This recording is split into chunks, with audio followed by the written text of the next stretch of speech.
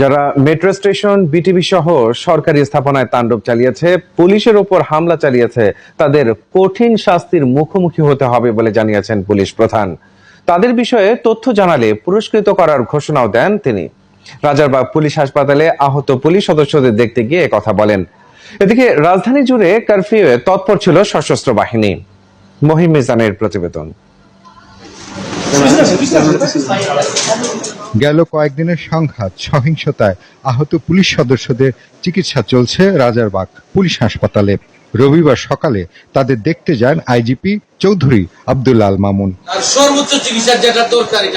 পরে সাংবাদিকদের আইজিপি বলেন, সরকারের নানান স্থাপনায় নাশকতা চালিয়েছে তারা কোনো শিক্ষার্থী নয়, তারা বিএনপি জামাতের সন্ত্রাসী। সড়ক ভবন,